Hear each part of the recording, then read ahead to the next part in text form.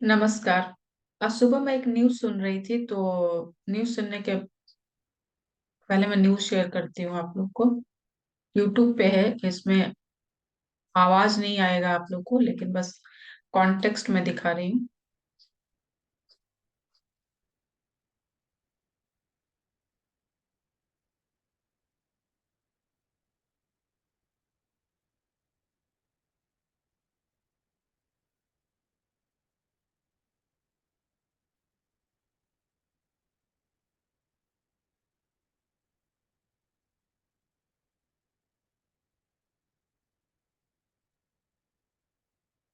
तो इसमेर एक्सपर्ट ने amber enterprise के बारे में बात किया, तो मैंने सोचा चलो एम्बर एंटरप्राइज को थोड़ा सा एनालिसिस एनालिसिस करते हैं उसके आरओई के को लेके। आवाज नहीं है उस चैनल पे, लेकिन आप जाके देख सकते हैं आप, वीडियो कब है। तो इसमें एक्सपर्ट ने दो डेटा गलत बताया। एक तो पी जो है उसका 255 डॉलर्स बताया, और आरओई जो है 11% बताया। Both data were not correct. तो हम लोग सबसे पहले चलते हैं screener.in पे।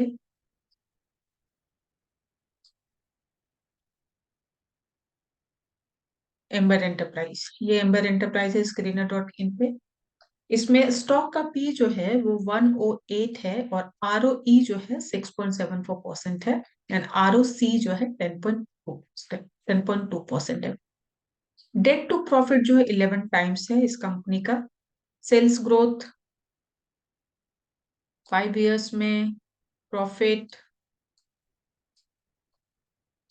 5 इयर्स में, 3 इयर्स में, ईपीएस का ग्रोथ। इस कंपनी का डेट जो है वो मुझे थोड़ा सा ज्यादा, डेट काफी हाई है और आरओई काफी कम है। तो इस वीडियो के थ्रू मैंने सोचा कि आज हम लोग आरओई और आरओसी को थोड़ा सा समझते हैं। ओके, सारा डेटा मैंने जो है इससे लिया है। आरओई कैसे होता है, आरओई कैसे कैलकुलेट होता है? आरओई जो होता है वो नेट प्रॉफिट जो है upon share holder equity. Share holder ने पैसे लगा के किसी कंपनी में कितना रिटर्न अर्न किया, तो net profit upon share holder equity.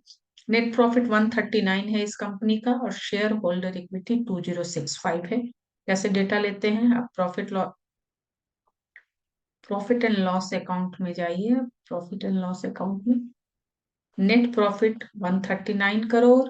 Balance sheet में यदि आप जाओगे तो इक्विटी कैपिटल 34 एंड रिजर्व जो है 2031। ठीक है, इन दोनों को प्लस कर देंगे, तो यहाँ से मुझे मिला शेयर होल्डर इक्विटी।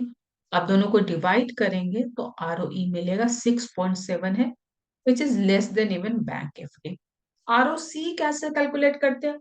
आरओसी में हम लोग एबिट लेते हैं, EBIT divided by capital employed. EBIT क्या है? एबिट है ऑपरेटिंग प्रॉफिट, जो again profit and loss account से मैंने लिया है।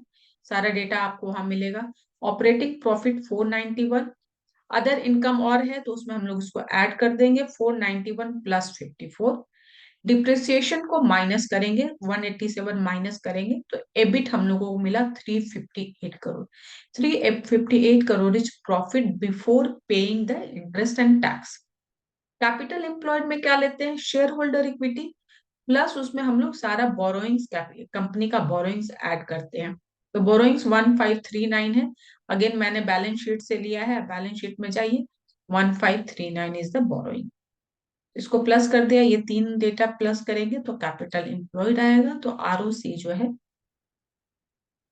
आपको 358 डिवाइडेड बाई 3604, 9.9। तो ये आरओई किसी की भी कंपनी का निकलता है।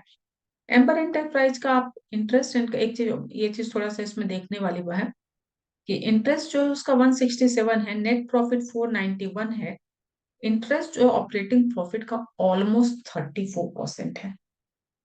एक चीज और यहाँ पे मैं हम लोग समझने का कोशिश करेंगे कि आरओई में हम नेट प्रॉफिट क्यों लेते हैं और आरओसी में एबिट क्यों लेते हैं। आरओई में हम लोग नेट प्रॉफिट इसलिए लेते हैं क्योंकि शेयर होल्डर को एज ए रिटर्न क्या मिलता है? डिविडेंड मिलता है। तो जो भी नेट प्रॉफिट बचा कंपनी के पास, उसमें से कुछ परसेंटेज जो है शेयर होल्डर को एज ए डिविडेंड मिल जाता है, इसलिए हम लोग यहाँ पे नेट प्रॉफिट लेते हैं। आरओसी में हम लोग एबिट क्यों लेते हैं? एबिट लेते हैं profit before paying interest. Okay, सब टैक्स को भूल जाते हैं, बिफोर पेइंग इंटरेस्ट, क्योंकि जो बचेगा उस पे ही आप इंटरेस्ट पे करोगे, है ना, इंटरेस्ट एज ए एक्सपेंस पे करोगे। तो हम लोग ऑपरेटिंग प्रॉफिट में से जो भी हमारा प्रॉफिट बचा उसके पहले, इंटरेस्ट देने से पहले जो है वो हम लोग कैपिटल एम्प्लॉय का जब रिटर्न एम्प्लॉय करेंगे तो हम लोग बिफोर पेइंग इंटरेस्ट कितना प्रॉफिट है उसको लेंगे। ठीक है, टैक्स इसलिए हमने बाद में लिया क्योंकि इंटरेस्ट पे करने के बाद तब टैक्स कैलकुलेट होता है, इसलिए आरओसी में जो है एबिट लेते हैं before paying your interest and tax. आज यहीं तक रखते हैं, नमस्कार।